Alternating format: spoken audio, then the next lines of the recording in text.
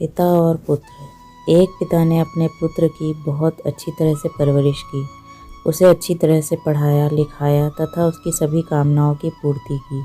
कालांतर में वह पुत्र एक सफल इंसान बना और एक मल्टीनेशनल कंपनी में सीईओ बन गया। उच्च पद, अच्छा वेतन, सभी सुख सुविधाएं उसे कंपनी की ओर से प्रदान की गई। समय गुजरता गया, उसका विवाह एक सुलक्षणा कन्या से हो गया और उसके बच्चे भी हो गए। उसका अपना परिवार बन गया।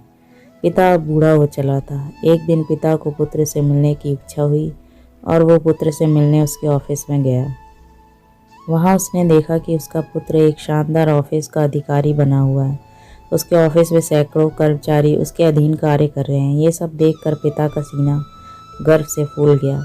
वह बूढ़ा पिता बेटे के चैम्बर में जाकर उसके कंधे पर हाथ रखकर खड़ा हो गया और प्यार से अपने पुत्र से पूछा, इस दुनिया का सबसे शक्तिशाली इंसान कौन है?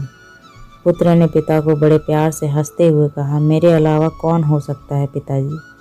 पिता को इस जवाब की आशा नहीं थी। उसे विश्वास था कि उसका बेटा गर्व से कहेगा, पिताजी, इस दुनिया के सबसे शक्तिशाली इंसान आप हैं जिन्होंने मुझे इतना योग्य बनाया। उनकी आंखें छलछला आईं। वे चैम्बर के गेट के खोलकर बाहर निकलने लगे। उन्होंने एक बार फिर पीछे मुड़कर पुनः बेटे से पूछा, एक बार फिर बताओ, इस दुनिया का सबसे शक्तिशाली इंसान कौन है? पुत्र ने इस बार कहा, पिताजी, आप हैं इस दुनिया के सबसे शक्तिशाली इंसान। पिता सुनकर आश्चर्यचकित हो गए। उन्होंने कहा, अभी तो तुम अपने आप को इस दुनिया का सबसे शक्तिशाली इंसान बता रहे थे, अब तुम मुझे बता रहे हो। पुत्र ने हंसते हुए उन्हें कहा, सामने बैठाते हुए कहा, पिताजी, उस समय आपका हाथ मेरे कंधों पर था। जिस पुत्र के कंधे पर या सिर पर पिता के हाथ हो, वो पुत्र दुनिया का सबसे शक्तिशाली इंसान ही होगा। बोलिए पिताजी।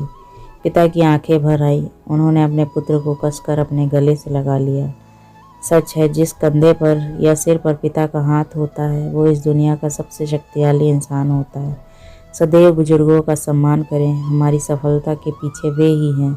हमारी तरक्की उन्नति से सभी लोग जलते हैं तो केवल माँ बाप ही हैं जो खुश होते हैं। धन्यवाद। आपको कहानी कैसी लगी ज़रूर बताएं।